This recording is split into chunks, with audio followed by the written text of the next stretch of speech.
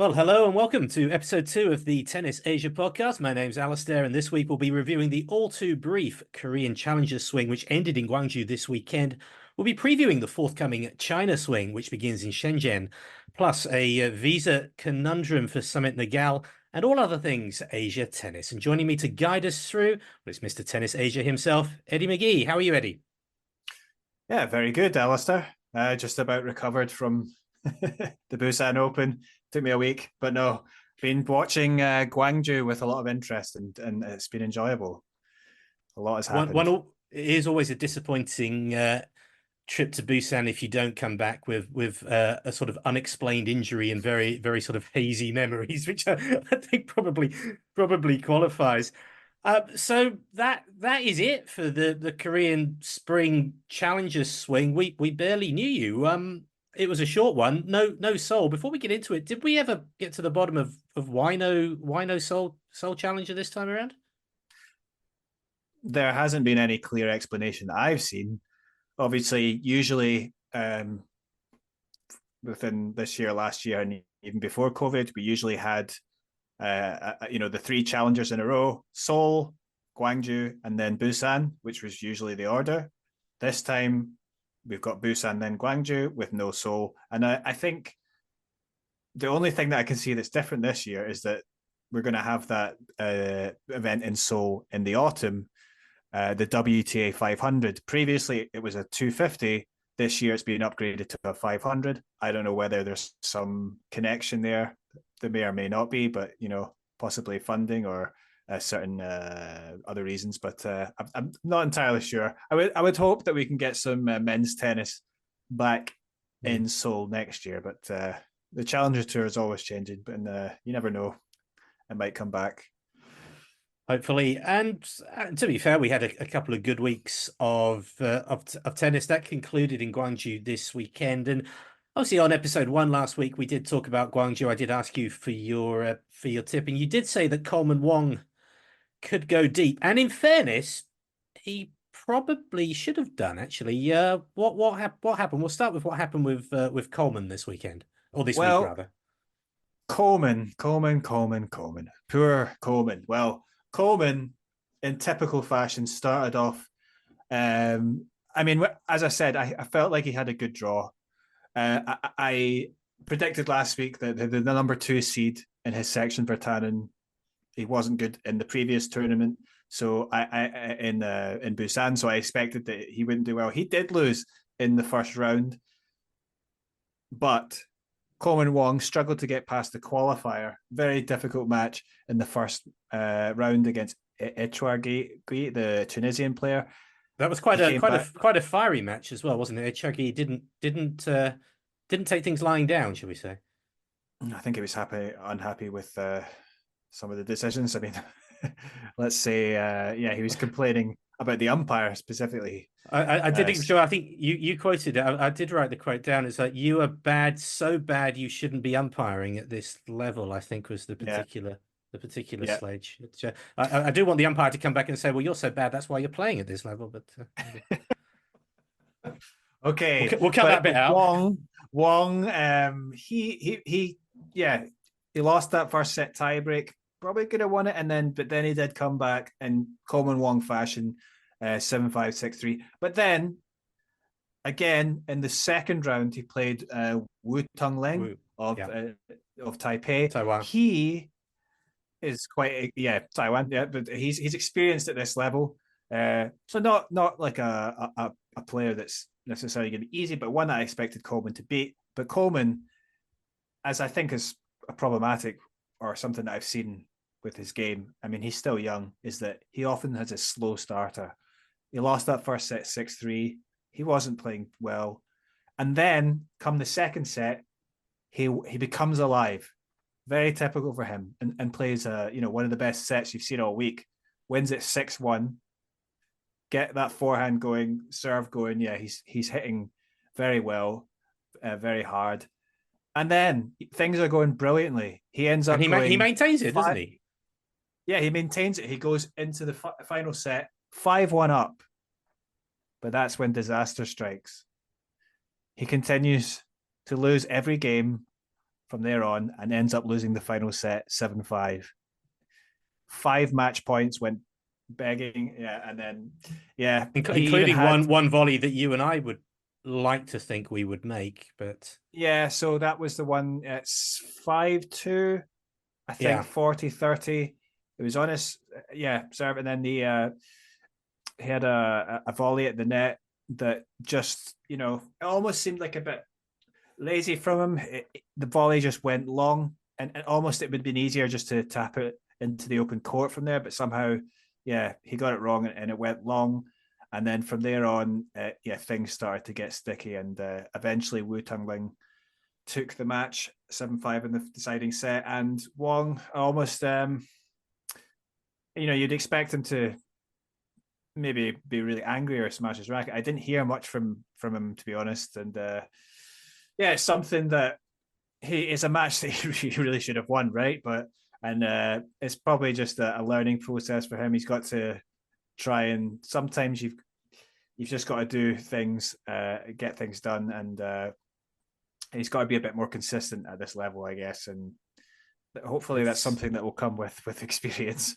It's a long way until next gen, but yeah, I guess those are the matches that have got to be won if you're going to get where you want to be going. You did briefly mention earlier, we never ever followed up on this, that he was also playing doubles with the Finnish champ. He's quite highly ranked actually in the doubles. How did they get on?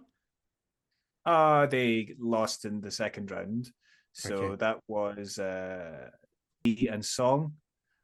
Song and Lee, they actually went on, even though they're wild cards, to win the title. So that was a big thing for them. So yeah, we can talk Okay. about that I in a was going to bit. say, yeah. But Well, we've gone this way. We're going to do the singles first, but we've gone this route. We might as well just briefly talk about the doubles. I like to think I know most of the Korean players. These names are names to me. I've heard them, but I'm not really familiar. Song Ming-yu and EJ Moon. yeah, so Lee Jae-moon, yeah, he's been around for a while at this kind of the ITF Challenger level. He is, yeah, he's not been. I don't think he's been. I Yeah, looked he's at their been rankings. I mostly. mean, he's in the 500s in singles, but he's only ever been in the 400s in doubles as well. Yeah, yeah. So he's not been a particularly high performing player. Song, on the other hand, has been fairly high. He was ranked near the top 100 in doubles. He's also the one that I mentioned, part of their Nam, when I saw back in 2020 in the Australian Open. Right. That was And him. they Okay. beat Leighton Hewitt and John Mm. Thompson. So yeah, they've had a bit of experience. Yeah, he's had experience at this level, but obviously he's not been doing too well recently. So for him to go all the way with his partner as a wild card and take the title, they beat Barankis and Marchenko in the semi-final, and then in the final they actually faced Lee Duck-hee and the Sue Chinese of player, Sue. Chu. Yeah, Yeah. yeah. So yeah, and of course, Lee Duck-hee is famous for being, he was the first tennis player to win an ATP main draw match. Sorry, first deft First player. deaf tennis player to yeah. Yeah, I That would missed that be important. going back to the 60s whenever the ATP was formed. It would be No, it yeah, would be almost as impressive. yeah, no, yeah. So but that was in the singles. Yes, he actually won the main draw. But then I think basically since the pandemic, basically, because he was still Yeah. playing at the challenger level. He just struggled after that when he eventually came back. He was out for a little while to get back up. He's still mostly just playing, yeah, ITFs. He qualified for this Gwangju event in the singles lead up key, but then nonetheless, probably nice for him to get to a final. I think it was his first doubles final at the challenger level. So, but nonetheless, Lee and Song came out in the final super tiebreak 10-3. So that was pretty big for them. Moving back though, I think to the singles. The singles. Yeah, The other one you yeah, said would go deep was Boo, and in fairness, he did. yeah. On that side of the draw, I was thinking, yeah, Boo or possibly Duckworth, but Duckworth lost to Sue in the first round. It was 6-3, 6-7, 6-1. Yeah. So, but then Boo eventually went on after he got a walkover, not a walkover. His opponent, young Alexander Block, retired Block, in the yeah. first round. He played Arthur Ferry in the second round. Arthur Ferry, unfortunately, also had to retire in that second round. That was much deeper in the match, though, wasn't it? That was yeah. So yeah, it was at 4-all in the final set. It was quite a battle in that second set because Ferry won the tiebreak 10-8, and it was getting to be quite a battle, and they'd had a bit of comments to each other. I think Boo was unhappy with some of the things that Ferry was saying, and whatnot.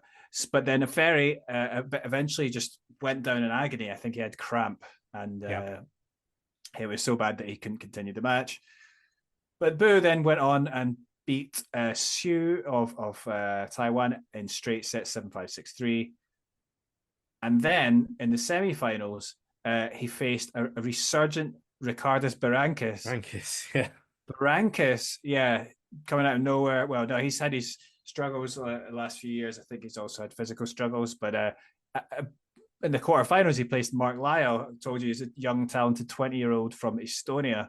That match finished with 3 sets as well. 6-2, 6-7, 6-3 to Berankis. Berankis was impressing me because it was getting Lyle's young, talented player up and coming. He was hitting the ball very well, very good strokes, a lot of talent. But Berankis, he's also someone that's got very good strokes as well at his best. And, he can hit it early and quite flat. And so I was actually quite impressed with him that he was actually and I thought maybe that he would beat Boo in the semi-finals, but Boo edged it. I think in the second set, semi-finals, Boo, he actually was up, I think, 5-love in the second set. So Berankis was up 6-4 from the first set, and then Boo went up 5-love, but then it gets brought back on serve to 5-4. So Boo's at 5-4 and Berankis is about to serve. But then, in the crazy world of tennis is crazy sometimes. Boo then breaks to love and takes the second set. 6-4. So, and then really though, but Berankis was keeping up well in the final set, and it went to a tiebreak. It was honestly, on serve the whole way, wasn't it? Yeah, I think it eventually ended on an error from Berankis, but it was one of those ones that just really could have gone either way. But nothing Boo just in it. Edged it. 7-5 in the tiebreak. And then on the other side, I did say that it was possibly Harris or Jubb might do well other than Wong on that side. And it was in fact Harris that went all the way. Harris is, he went all the way. Jubb, he went out, was it the round of 32 or 60? He went out in 3 sets. Yeah, the first round to Chung Yin-sung, Chung Yin-sung, of course it was. Wild card. Who, as you said, always goes well in the in the Korean events. Yeah, did you remember that match that we watched him play Kwon in the first round of the Seoul tournament? Yes. That was the main ATP, wasn't it? The main ATP 250, yes. So I can't remember if he qualified, he got a wild card, but he played against Kwon in the first round. And in the night match, there was some absolutely brutal hitting in that match. Yes. So that's what he's capable of, and but he's one of these players. Yeah, he's got really big, powerful ground strokes, and sometimes it's really can be devastating. But of course, he doesn't have the consistency to keep it up to But then so Harris went on and beat him in straight sets in the second set. Harris was serving really well for most of this tournament. I think in the quarterfinals, he was served like 79% first serves in. And winning most of that, a lot of aces as well. So his opponent, Shimabukuro, he's quite a small chap himself, and he was finding it really gets difficult to get to handle that. So Harris ended up going through to the final without dropping a set. So on the way to the final, he's clearly the best performer. And then come the final, it's Lloyd Harris against Boo. Lloyd did you go? You didn't go, did you? We haven't. I did not go down. But I did watch from the comfort of my own home. And it was delayed, wasn't it? Because it was raining. It's been raining in most of the weekend in Gwangju, but it did rain again. It started at 2 o'clock on a Sunday afternoon, which is pretty much when a tennis final should be.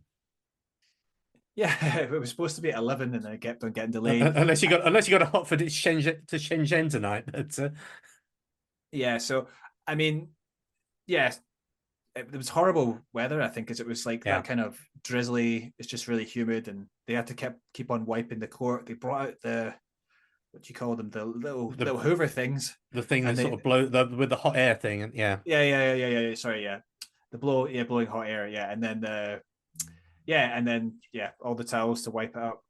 So they, after the first set, which Lloyd Harris won 6-2. Then Boo, I think, yeah, he went up 4-1, right. and then they had a break and came back and played, and then Boo closed it out. Blue did well, I think, to up the aggression in the second set. Lloyd Harris was quite dominant in serve, and I think Boo was maybe a bit more passive, or when he tried to be more aggressive in the first set, he was making errors going into the net or whatever. But in the second set, yeah, he definitely upped the aggression and deserved to win that second set 6-3. Maybe Lloyd Harris was getting a little bit less off his serve. But then in the final set was really when the quality of the tennis went up a level. They were both competing really well, some really good rallies. Lloyd Harris 6-4, he ended up winning, but Boo actually went up a break to 4-3, and he was hoping to make it 5-3. He was on his serve, but then it went into a long deuce game, and that's when we saw some really amazing points. Several break points went past, and then on the fifth break point, Lloyd Harris got it done, and then eventually it finished with Lloyd managing to win the next hold, and then win the final game. Yeah, I have to admit though, Boo at on the match point, he hit a drop shot that was kind of not very good really, and he was down 30-40, and it was really one of those you thought, why did you do that? That was, yeah, it just wasn't well executed drop shot. He didn't even do that, I don't think, the whole match, and then suddenly to do it on that important point, and eventually Harris was able to take the point because he got to the ball at the net, and then Boo hit his ball well long. So big moment for Lloyd Harris, because he, after he had his surgery, he came back That was last in year. 2022, was it, the surgery? Or Yeah, he was out for several months, I think. Yeah, I think it was a surgery. this was a guy who, before this, he was beating top ten players. I mean, he has a win over Nadal, I think. Chapo, Wawrinka, he's beaten them all. Yeah, he's beaten big players. I mean, he beat Khachanov, Chapo on the way to a quarterfinal at the US Open in 2021. He was up at like 32 in the world or thereabouts. So yeah, he's to go from that and then having to come down. Obviously, it's difficult. So this is his first challenger title since 2019. That might make you think, well, that's not very what's he done since then? But no, of course he was in the US Open quarterfinals, and he made after that, I think, like, he made final of a couple of ATP events, like a 250 and a 500. I'm going to say Dubai, he got to the final, but he lost. But yeah, so he didn't win an ATP title, but he was competing well at that level. And then now he's back down in the challengers. But it's for him to is he still? I should have checked this. Is he still South African number one? Yes, he will be. He would be. Yeah, I'm pretty sure will be. But now he's back up at within the top 150, which should allow him to stay at a good seeded level in some of these challengers. So yeah, big for him, and we'll see if he can carry that form on into the China challenger swing. Love that transition. That's a fantastic natural transition as they do move to China this week. Shenzhen is the opener, and I don't know if you had a chance to look through the draw of that. James Duckworth is the number one seed again. Uchiyama returns. Could be an interesting tournament. Yeah, well, this one I feel is a little bit more difficult to predict because I feel there's a lot of unknowns here. So, I mean, is Duckworth going to pick up form again after his first round exit in Gwangju? Well, I don't know. He's opening against Regeli Tay, uh, The wild ex card. Yeah. wild card from China. I would say that's a pretty decent draw for him. First off, even though you get these players playing at home, they might raise their level. So I'd actually expect him to get through, and I think he can make the semis. Interesting thing though is I would say in the other half of that half is that Uchiyama is the third Yeah. seed. He's got to play Tristan Schoolkate Yeah. and the next match a qualifier Alex Bolt. Alex Bolt. Yeah.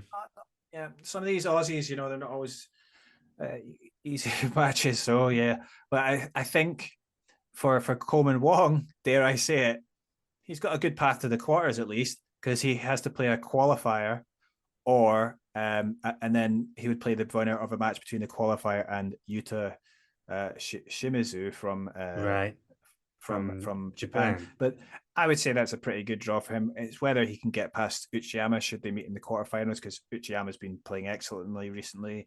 Obviously, that title in Japan, and will have had a week's rest. Sorry, title in Busan, and then a week's rest in Japan. Yeah. One thing I would say is this tournament outdoors in Shenzhen?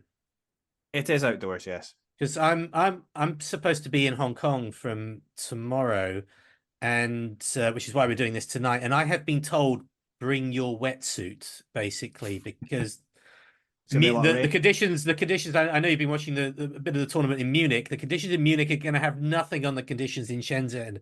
Torrential rain today. I think the qualifiers were washed out today, and the forecast is not looking good this week. Well, I can only hope then that there's enough gaps in the rain that they can get some tennis done. If the worst comes to worst, they do sometimes end up playing indoors, but obviously that's not ideal. I know they did that in Seoul, didn't they? Because Seoul, they have those practice courts indoors, and I think a couple of years ago they put it indoors, especially qualifying and things like that. Yeah. But yeah, we'll see. So Coleman to go deep again, and is he your overall top pick for the week? I'm not sure about this. Booz on the other half, he opens against Kashmazov. Maybe not the easiest one. And then we've got Su against Zhu Yi, who is a young wild card. One thing I wanted to point out, though, is that even though Wong might face a qualifier, there is some.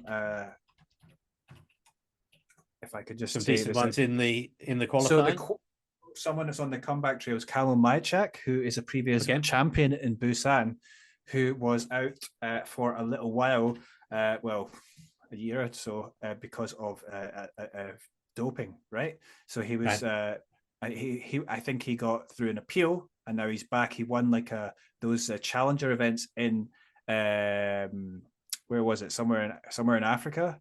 Right. So that was Yes, yeah. We were talking about that a couple of weeks ago. Yeah.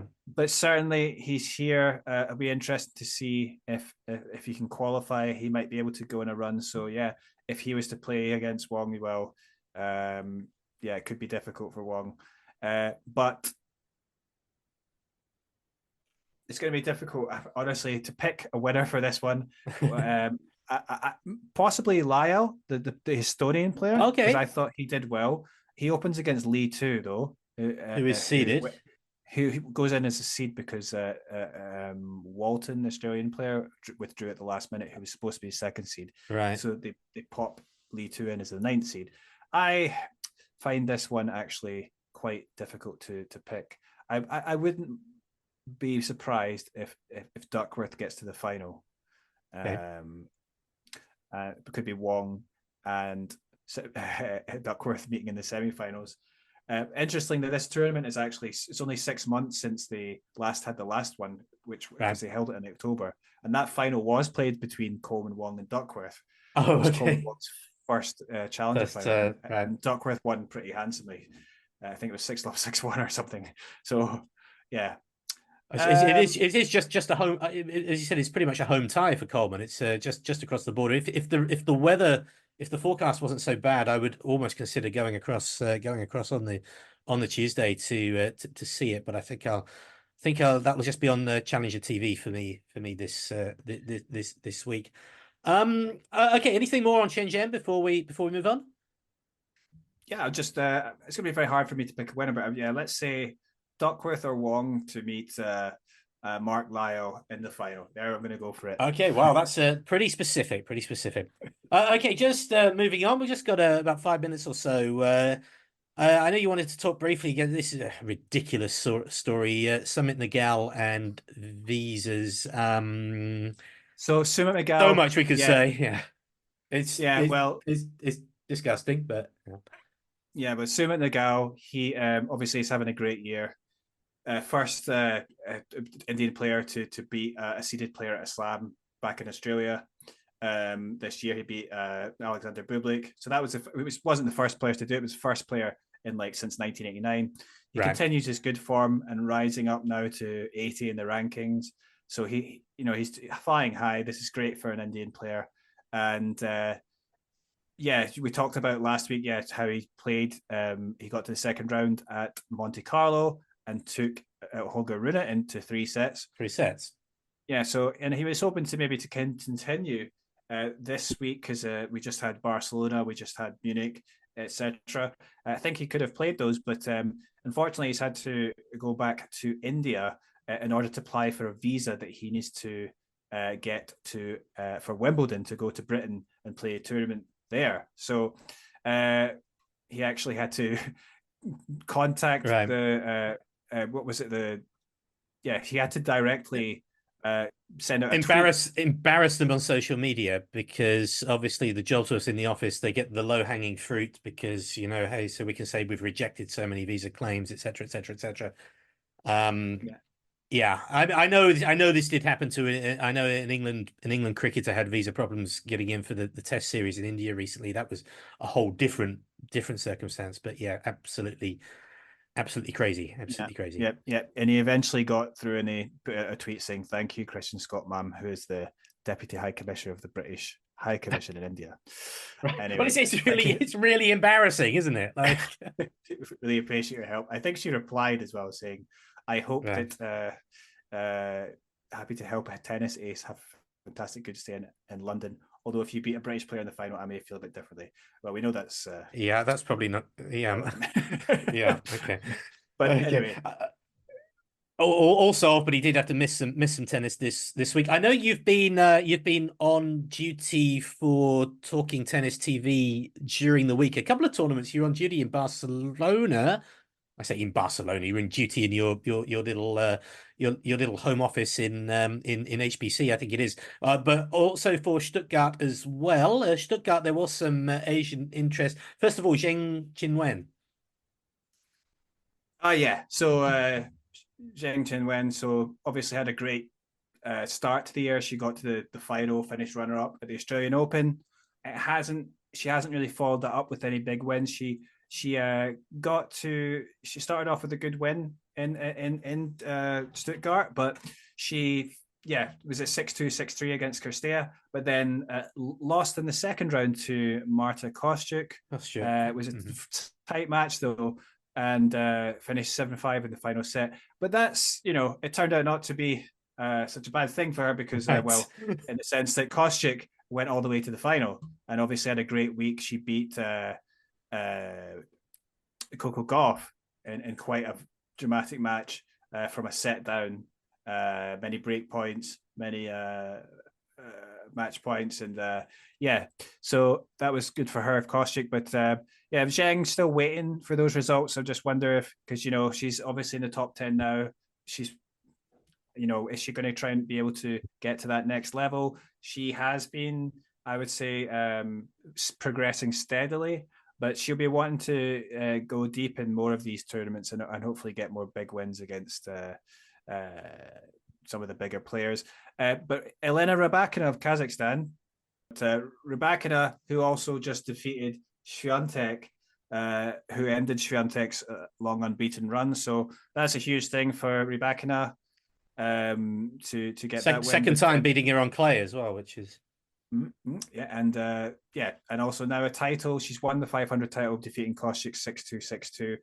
So Rybakina's seemingly, along with Swiatek, seems to be the best performing players on the tour at the moment.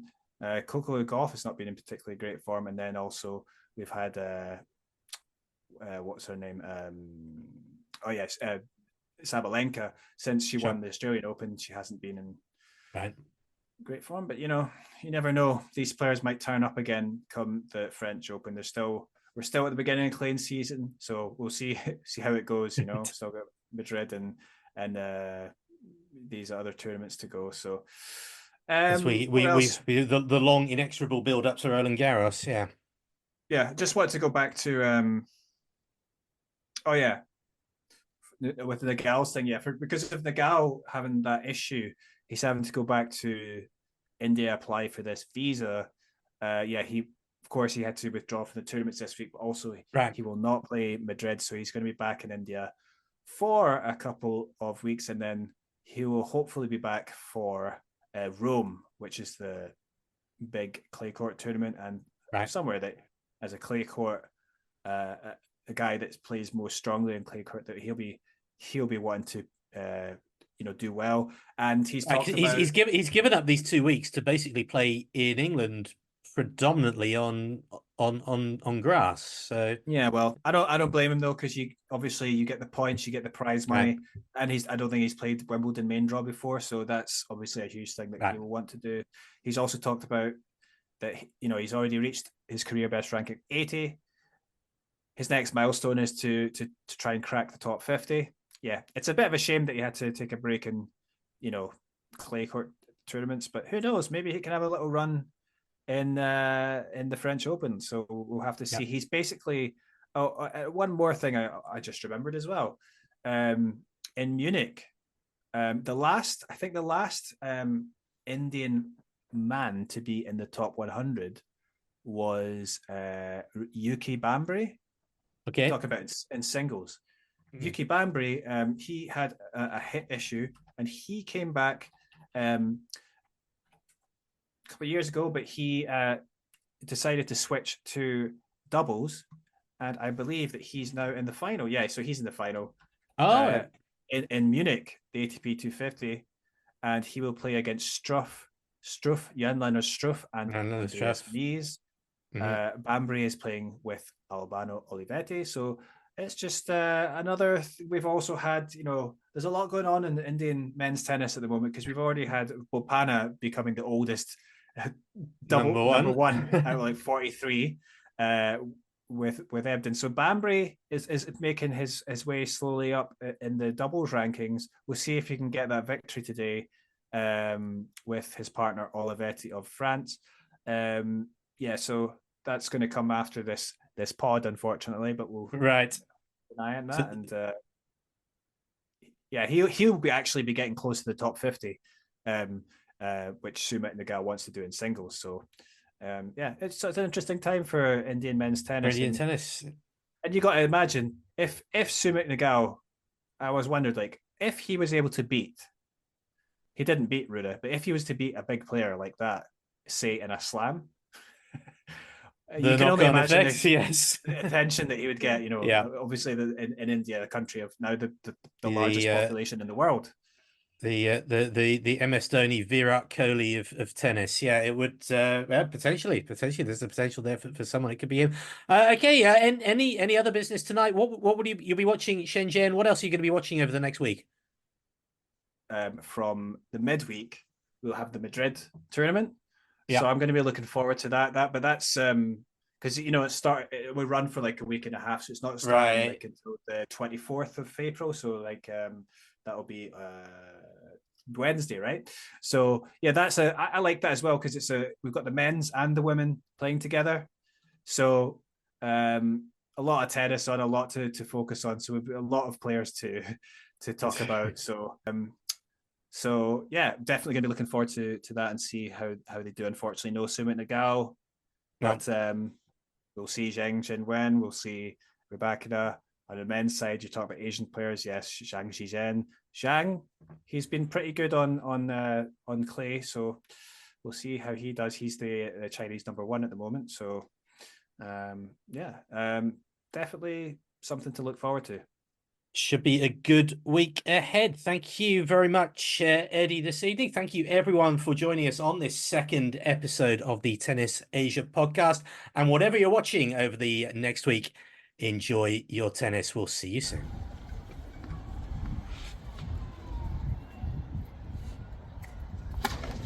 Oh.